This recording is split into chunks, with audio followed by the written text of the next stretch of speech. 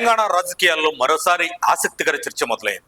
2028 assembly ఎన్నికల్లో BJP BRS కలిసి పోటీ చేస్తాయా, లేక ఇది కేవలం రాజకీయ ప్రచారమేనా అనే ప్రశ్న ఇప్పుడు హాట్ టాపిక్ గా మారింది. ఇప్పటి వరకు తెలంగాణ రాజకీయాల్లో త్రిముఖ చిత్రముఖ పోటీలు జరిగినా కాంగ్రెస్, బీఆర్ఎస్ లేదా బీజేపీ మధ్య నేరుగా ముఖాముఖి పోటీ పెద్దగా కనిపించలేదు. అయితే ఈసారి ప్రభుత్వం వ్యతిరేక ఓట్లు చీలకుండా కొత్త రాజకీయ సమీకరణాలు ఏర్పడే అవకాశాలపై చర్చ సాగుతోంది. ఈ నేపథ్యంలో ముఖ్యమంత్రి రేవంత్ రెడ్డి చేసిన వ్యాఖ్యలు రాజకీయ వర్గాల్లో కలకలం రేపాయి.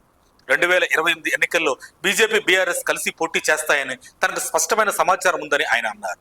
అయితే ఆ సమాచారం ఎక్కడి నుంచి వచ్చిందో మాత్రం వెల్లడించలేనని చెప్పారు. అంతేకాదు, బీఆర్ఎస్ ప్రభుత్వ హయాంలో జరిగినట్లు ఆరోపణలు ఉన్న కొన్ని అవినీతి కేసులను తమ ప్రభుత్వం సిబిఐకి పంపిందని, వాటిపై చర్చలు ఎందుకు ఆలస్యం అవుతున్నాయో కేంద్ర ప్రభుత్వం సమాధానం చెప్పాలని రేవంత్ డిమాండ్ చేశారు.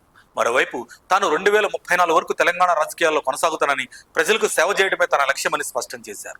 కాంగ్రెస్ ప్రభుత్వం అమలు చేస్తున్న పథకాలు, అభివృద్ధి కార్యక్రమాల ఆధారంగా 2028లో కూడా విజయం సాధిస్తామని ధీమా వ్యక్తం చేశారు. ఇక మాజీ మంత్రి హరీష్ రావు బీజేపీలో చేరే ప్రయత్నాలు చేస్తున్నారని రేవంత్ చేసిన ఆరోపణలు కూడా రాజకీయంగా చర్చనీయాంశమయ్యాయి. అయితే హరీష్ రావు ఈ వ్యాఖ్యలను పూర్తిగా ఖండిస్తూ తన రాజకీయ జీవితం బీఆర్ఎస్ తోనే ముడిపడి ఉందని, చివరి వరకు అదే పార్టీలో కొనసాగుతానని స్పష్టం చేశారు. మరి నిజంగానే 2028లో బీజేపీ, బీఆర్ఎస్ పొత్తు ఉంటుందా, లేక ఇది ఎన్నికల ముందు రాజకీయ వ్యూహమా? తెలంగాణ రాజకీయాల్లో దీనిపై చర్చ మాత్రం ఇప్పటి నుంచే మొదలయ్యింది. దీనిపై మీరేమనుకుంటున్నారో మీ అభిప్రాయాన్ని కామెంట్ రూపంలో తెలియజేయండి. మరిన్ని అప్డేట్స్ కోసం మా కాయ్ టీవీని సబ్స్క్రైబ్ చేసుకోండి. మా వీడియో కనుక మీకు నచ్చినట్లయితే లైక్ చేయండి, షేర్ చేయండి. మీ విలువైన అభిప్రాయాలను కామెంట్ బాక్స్లో తెలియజేయండి.